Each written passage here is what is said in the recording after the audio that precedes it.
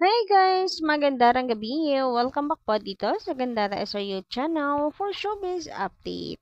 So, andito na naman nga po akong muli nagpapadika nagmamaganda ninyong kachismosang Kim Pao upang magatid sa inyo ng latest update and fresh happenings patungkol sa kanilang dalawa. And para nga sa gabing ito, ang ating pag-uusapan ay tungkol po dito kay Papi Paulo na todo monitor nga daw po dito kay Kim Chu.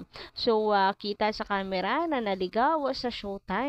Naku, nakakatuwa naman ang update na to guys, kaya mamaya tatalakayin natin yan at pag-uusapan. But before that, bago ang ating chikahan, sa mga di pa nakaka-subscribe dito sa ating channel and Kim Pau's update ang inyong hinahanap, i-click mo na yung subscribe button at notification bell para mag-updated ka at ma-notify tuwing may bago tayong balita sa kanilang dalawa. Basta mga chika tungkol kay Kim and Paolo Avellino, sagot na po natin yan. Lalo na syempre sa movie na atin pong pinaka-iniintay na movie ng Kim Pao. Anyway, para nga po sa gabing ito, eto na, simulan na nga natin ang atin pong balitaan. So, unahin nga po muna natin itong bagong post ni Kim Chu sa kanyang social media account.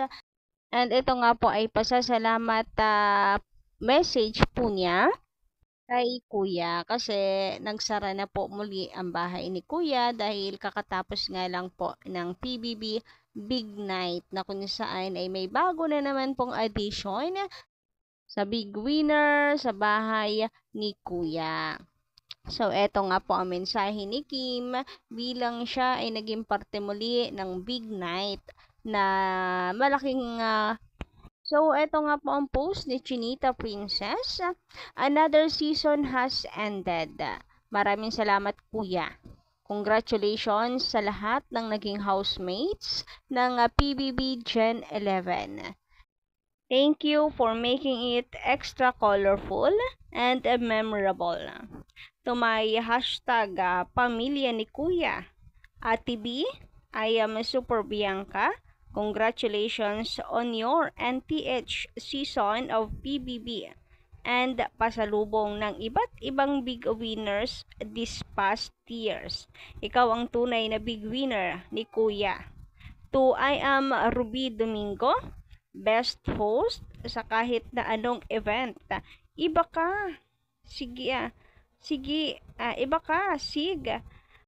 But you made it to big night. Booked and busy. To my amiga na grabe na pagkalig-on. Thank you kaayo sa energy ug mga pakatawa. Ug ano ba to? Hindi tayo magaling Bisaya. Pakatawa ug pagtangtang sa among kulbo pirmi. Tatawa tuloy ako, hindi ko naiintindihan. Love you, miga. To Chungi at Mr. Inchong D, always proud of you and everything you do. Lastly, to Alexa Ilacad. So, ito yung mga nakasama po niya no, sa pag-host. Okay. So, yung Miga doon ay si Melay. Kasi siya lang yung mga host na hindi nabanggit na hindi ko naintindihan. Nakasama dito sa binanggit ni Kim Chu. So, baka siya yun. Kaya siguro Bisaya yung kanyang tinype. Anyway, sa pagpapatuloy. Lastly, to Alexa Ilacad. Thank you for being the sweetest girl ever. Welcome to pamilya ni Kuya. I'm happy to have known you more this season. Kahit saglit lang, Mia. Thank you din sa sticky phone case ko. And sa mga photos sa post na to. Congratulations our big winner #Fiang. Congrats to Rain, Kulit, and Kai. Mabuhay ang bahay ni Kuya. So, ayan ang mensahe ni Kim Chu para po sa nagtapos na PBB Season Gen 11. Samantala, dumako naman po tayo dito kay Kimi. Kasi nga, sa sinabi po niya na yung pag-ibig na lang ang hindi pa niya napapanalo ngayon, marami pong mga naghahanash, etc. Ganyan na naman, di na naman po mawala. So, natutuwa lang ako dahil meron akong nabasa na still kampante. super kampante kay Paolo and Kim Chu. Kagaya na lamang nito. Press 1. Hindi sasama si Kim kay Pao kahit hindi work-related kung walang sila. Panatag 1 million. O, diba nakakatuwa? Totoo naman, hindi po sasama si Kim Chu kay Paolo kung hindi work-related kung walang sila. Kung hindi sila, hindi sasama si Kimi.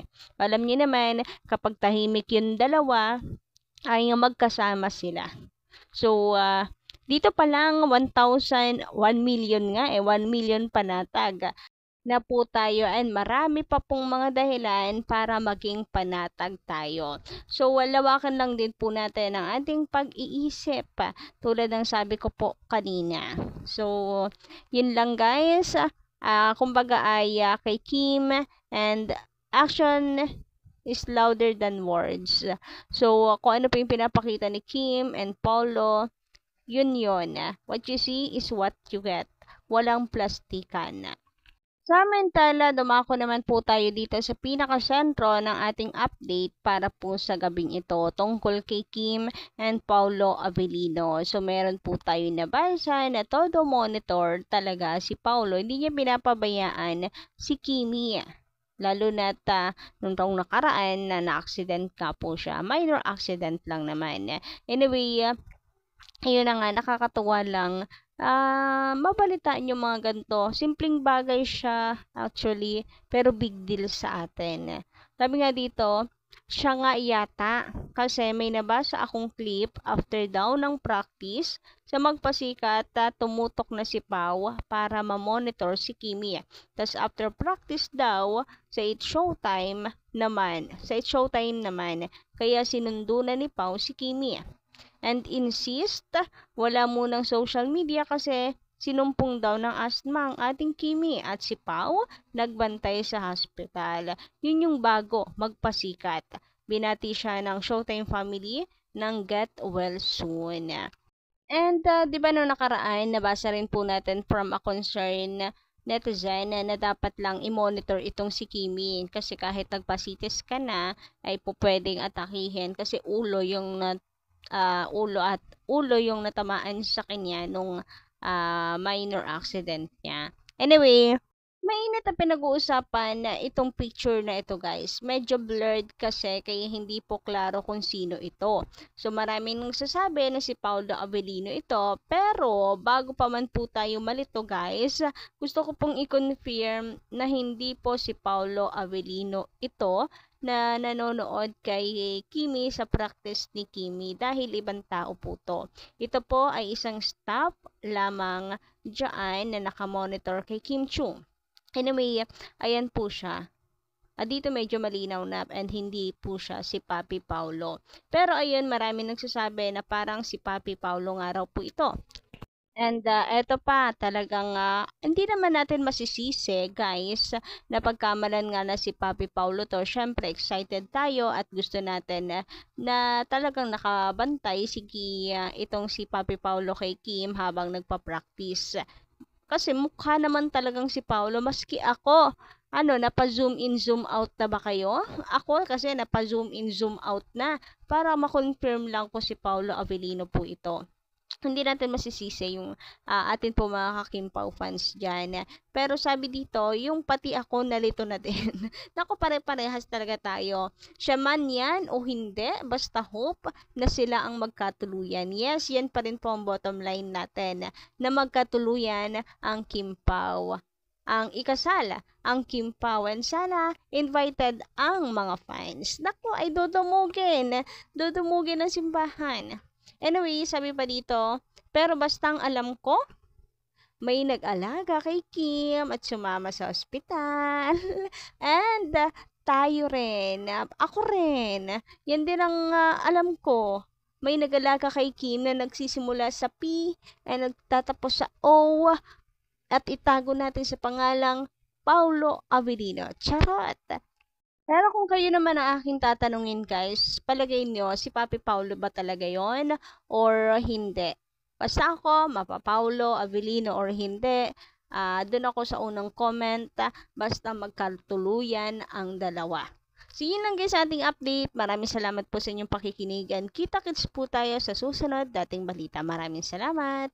Don't forget to click the subscribe button po pala and notification bell for more updates.